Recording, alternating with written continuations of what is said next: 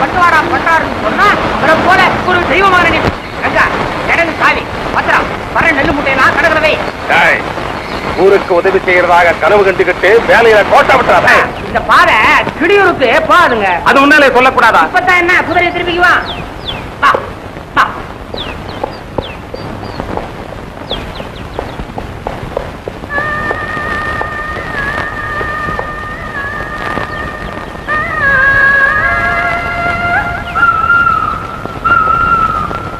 ஐயா சாமி, நீ இப்படியே திரும்பி போ. ஐயோ, இந்த நிலைமையில உங்களை விட்டுட்டா ஐயா பயமா இருக்கா? அதுக்கு இல்லைங்க, இவ்வளவு பெரிய காட்டுல உங்களை தனியா விட்டுட்டு போறதுன்னா பயம். போய்யா. ஐயோ, கணக்கு பிள்ளைக்கு இது மரியாதை இல்லைங்க. போ.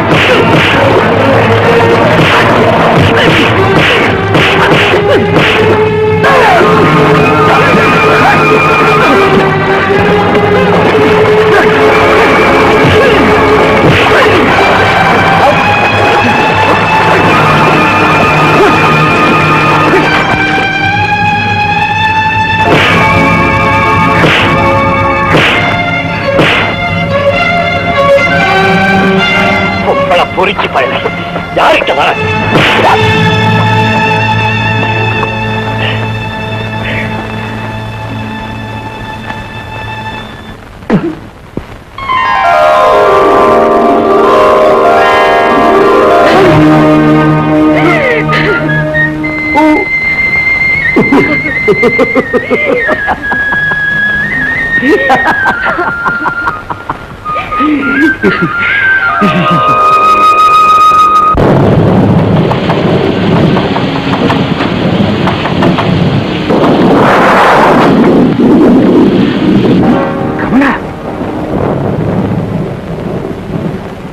மழையில ராத்திரி நேரத்துல எங்க வந்தேன்? நாளைக்கு நானும் உங்க கூட பட்டணத்துக்கு வர போறேன். என்னது? முடியாது கமலா, முடியாது. அப்படியெல்லாம் நான் இங்கிருந்து போக போறது இல்ல. ரொம்ப நல்ல முடிவு கமலா, நல்ல முடிவு. ஊர்ல பெரிய குடும்பம், ஜமீன்தார் குடும்பம். அந்த குடும்பத்துல இருந்து ஒரு பொண்ணு ஒருத்தன் கூட ஓடி போயிட்டாங்கிற கெட்ட பேரை சம்பாரிச்சு கொடுக்க எவ்வளவு சுலபமா துணிஞ்சிட்டேன். கமலா, குடும்ப அந்தஸ்துக்கு குந்தகம் வராம நீ நடந்துக்கணும். வளர்த்த அண்ணனுக்கு கடமை தவறாத தம்பியா நான் நடந்துக்கணும். என்ன சொல்றீங்க? என் தம்பிக்கு உங்க கமலாவை கொடுங்க. எங்க அண்டன் வந்து பொண்ணு கேட்கிற அளவுக்கு பணபலத்துல உயர முடியாட்டாலும் படிப்பிலேயே உத்தியோகத்திலேயுமாவது நான் உயர வேணாமா? கமலா, காதலிக்கிறதுக்கு எந்த அளவுக்கு நமக்கு உரிமை இருக்கும் அந்த அளவுக்கு கடமையை செய்யணுங்கிற உணர்வு வேணும். நீயும் நானும் கணவனும் மனைவியுமா ஆகணுங்கிற விதி இருந்தா அதை மாற்ற எந்த சக்தியால முடியாது. இடையில எவ்வளவு பெரிய இடைஞ்சல் ஏற்பட்டாலும் அதை சமாளிக்கக்கூடிய தன்னம்பிக்கையும் தைரியமும் உனக்கு வேணும். உங்க எண்ணப்படியே நடக்கிறேன். உங்களுக்காகவே காத்துக்கிட்டு இருக்கேன். கமலா, சீக்கிரமா படிச்சுட்டு சீக்கிரமா உத்தியோகம் பார்த்து சீக்கிரமா ஊருக்கு வந்து சீக்கிரமா உன் கழுத்துல தாலிய கட்டு.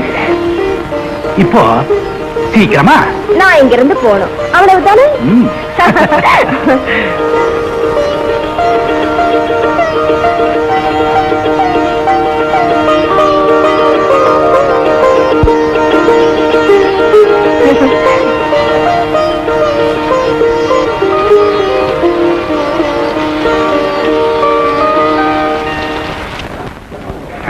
வாப்பாத்துறேன், உன்னை வழியனுப்பதான் வந்திருக்கேன். நல்லா படிச்சு ஊருக்கும் உங்க அண்ணனுக்கு நல்ல பேரு வாங்கி. நீ பெரிய படிப்பு படிச்சுட்டு பெரிய உத்தியோகம் பார்க்க போறவன், நான் படிக்காதவன் என் காலில் விடுவியடா. அண்ணே, நீங்க எனக்கு கூட பிறந்தவர் மட்டுமில்லை, எல்லாமே நீங்களா இருந்து என்ன உருவாக்கி இருக்கீங்க. உங்க ஆசீர்வாதம் மேலும் மேலும் எனக்கு துணையா இருக்கும். நல்லா படிச்சுட்டு பெரிய ஆளா தெரிஞ்சு வரணும். போயிட்டு ஏமா பரப்பு.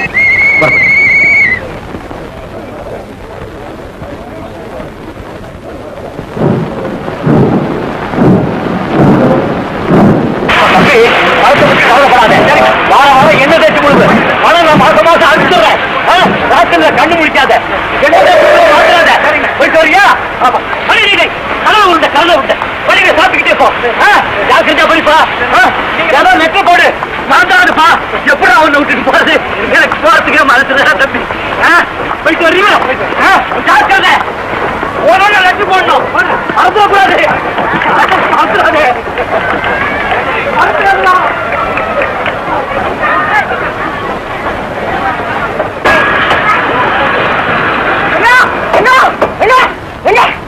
கரத்து விட்ட நிறைய போலீஸ் இருக்கு, தேடிட்டு இருக்காங்க.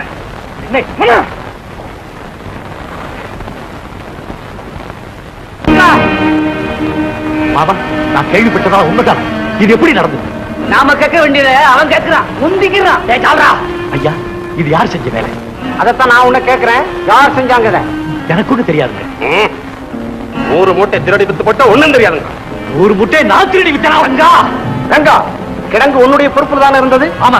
கிடங்கு சாவி உன்கிட்ட தானே இருந்தது? ஆமாங்க. கணக்குல ஐயா ஐயா, நீங்க ரெங்கன் கிட்ட சாவி கொடுக்கும் போது கிடங்குல எத்தனை மூட்டை இருந்தது?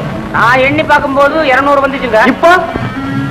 இப்போ 100 தாங்க வருது. 100 மூட்டையா? ஐயா, இத பத்தி எனக்கு ஒண்ணுமே தெரியாதுங்க. சார், எப்படி எல்லாம் கேட்டா அவன் சொல்ல மாட்டான். ஜமீன்தார் ஐயா, ஏன் சத்தம் போடுற? நீ மூட்டை திருடனுக்கு சாட்சி இருக்கு. ஏன் முனியா ஐயாட்ட சொல்றான்?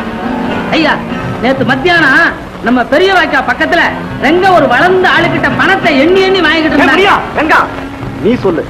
நேத்து ராத்திரி 11 மணி இருக்குங்க. 2 வண்டி நிறைய நெல்லுங்களை ஏற்றிக்கிட்டு ரெங்க தனியா போய்கிட்டு இருந்தான். சங்கிலி சொல்லேண்டா. ஆமாங்க ஐயா, நானும் பார்த்தேங்க. சங்கிலி, முனியா, ஏன்டா அப்படி போய் சொல்றீங்க? ஜமீன்தார் உங்களுக்கு ஏதாவது பணம் கொடுத்தாரா? ஐயா ஐயா, சத்தியமா சொல்றேன், எங்க அம்மா மேல ஆணையா சொல்றேன், இத பத்தி எனக்கு ஒண்ணுமே தெரியாது. பெரிய ஹரிச்சந்திர மகன் இன்ஸ்பெக்டர், இவங்க அம்மாவுக்கு திருடி, அந்த திருடி திருச்சி பெற்ற பிள்ளைதான இவன்.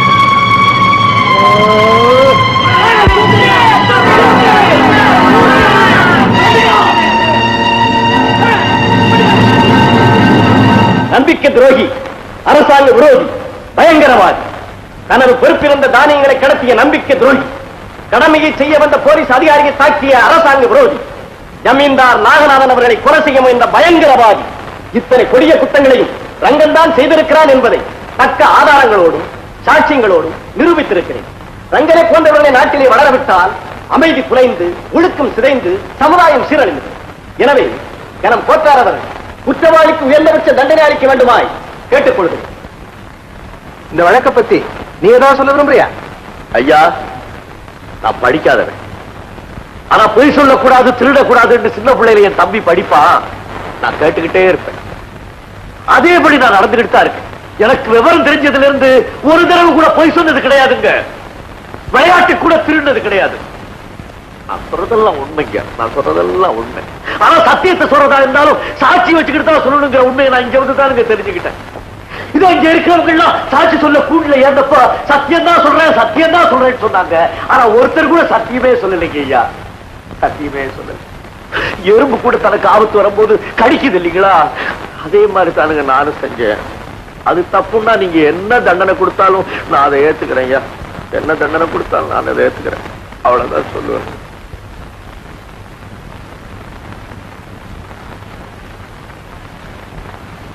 இருதரப்பு வாதங்களை கொண்டும் சந்தர்ப்ப சாட்சியங்களை வைத்தும் குற்றம் சாட்டப்பட்டிருக்கும் ரங்கனை குற்றவாளி என்று தீர்ப்பளிக்கிறார். எனவே குற்றவாளிக்கு இபிகோ 409 செக்ஷன் படி 18 மாதம் கடுங்காவல் தண்டனையும், இபிகோ 353 செக்ஷன் படி 6 மாதம் கடுங்காவல் தண்டனையும் விதிக்கிறேன். ஏக காலத்தில் தண்டனைகள் நிறைவேற்றப்பட வேண்டும் என்று உத்தரவிடுகிறேன்.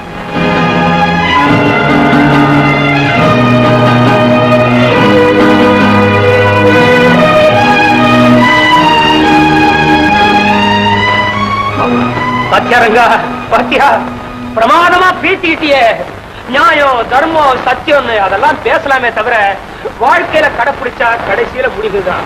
கால நேரத்தை அனுசரிச்சு வளைஞ்சு கொடுத்து போகலன்னா இந்த காலத்துல குறைக்கவே முடியாது. பணக்காரங்கிட்ட மாத்திரம் மோதக்கூடாதா? அவன் மனசு வச்சா இந்த உலகத்துல அவனால ஜெயிக்க முடியாது, எதுவுமே கிடையாது. இருக்கு பாபா, இருக்கு. எல்லாத்துக்கும் மேல தெய்வம்னு ஒண்ணு இருக்கு, நியாயம்னு ஒண்ணு இருக்கு. அட போடா, பெருசா நியாயத்தை கண்டுட்ட. அநியாயத்தை எதிர்த்து அன்னைக்கு கடத்து மேட்ட சண்டை போட்டியே, எங்க கொண்டு விட்டு பாத்தியா உன்ன? பாபா, அரசு அன்னைக்கே கொல்வான், தெய்வம் நின்றுதான் கொல்லுடைய எங்க அம்மா அடிக்கடி சொல்லுவாங்க. ஆமா, தெய்வம் நின்னு கொல்லிச்சு. இப்பெல்லாம் அநியாயக்காரன் பக்கத்துல தாண்டா தெய்வமே இருக்குது. கங்கா, கொஞ்சம் கூட யோசிக்காம அவசரப்பட்டு இப்படி ஒரு காரியத்தை பண்ணி உள்ள வந்துட்டியே. உன்னையே நம்பி இருக்கிற ஒரு தம்பி கதி என்ன ஆகும்னு யோசிச்சியா? அதை பத்தி பேசுறதுக்காக தான் அவங்கள பாக்கணும்னு நினைச்சேன். என்னுடைய சம்பள பணம் ஜமீன்தார் வீட்டுல நிறைய இருக்கு. அதை மொத்தமா நீங்க வாங்கி வச்சுக்கோங்க. மாசம் மாசம் என் தம்பியோட படிப்பு கொஞ்சம் கொஞ்சம் பணம் இருக்கும். களத்து மேட்ட நடந்த தகராறோ நான் ஜெயிலுக்குள்ள இருக்கிறதோ என் தம்பிக்கு தெரிய வேண்டாம். வெளியுலகத்துல அனாதை ஆயிட்ட என் தம்பிக்கு இந்த சமயத்துல நீங்கதான் தாய், தகப்பு, அண்ணன் எல்லாம். தெய்வமா இருக்கிற எங்க அம்மாவோட ஆசையும் என்னுடைய லட்சியமும் நிறைவேறணும்னா என் தம்பி நல்லபடியா படிக்கணும். அதுக்கு நீங்க தான் மாமா உதவி செய்யணும். மாமா சரின்னு சொல்லுங்க, மாமா சரின்னு சொல்லுங்க. கவலைப்படாதங்க, உன் தம்பி துறையை நான் பார்த்துக்கிறேன்.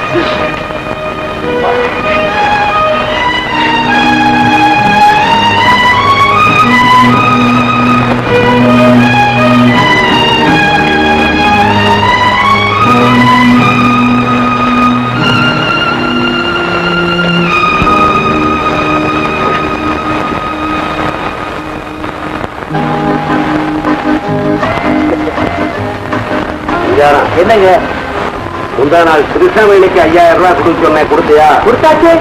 ஆனா இந்த 2000 ரூபாய் தேவை. எதுக்கு? அவன் தங்கச்சி ஊர்ல இருந்து வர்றாராம். ஆமா, புதுசா முதல்ல அவளை கொண்டு கொடுத்துறேன். என்ன ஐயா, யாரு? ஐயா சாமி எங்க வந்தா? ஜெயிலுக்குள்ள போயிருக்கானே ரங்க. போகட்டும். உங்ககிட்ட இருக்குது அவன் பணம். என்கிட்டயா? எவன்? எங்கிட்ட கம்பெனி காட்டு கிடையாது. ஐயோ, அப்படி சொல்லிட்டா எப்படிங்க? சரி, நீங்க நிதானத்துல இல்ல. யாரே சொன்னது? ஒன்னும் குதிரை மேல இருக்காரு, இல்லைன்னா தண்ணி மேல இருக்காரு. பாத்தீங்களா? ஐயா சாமி கோச்சுக்காங்க. இதை பாருங்க, நீங்க பணம் கொடுக்கலன்னா அவன் தம்பியோட படிப்பு வீணா போயிடும். உங்களால வீணா ஒரு குடும்பமே அழிஞ்சு போயிடும். அவன் குடும்பமே அழிஞ்சு போயிட்டோம். கம்பெனி காசு எங்கிட்ட கிடையாது. நான் சொல்லலாம். திருஷ்டவேணி தங்கச்சி பத்தி நான் நினைச்சுக்கிட்டு இருக்கேன். எவன் தம்பியை பத்தியா இவன் வளரிட்டு இருக்கான். அவன் கிடக்குறாங்க. நீங்க குறைய முடிய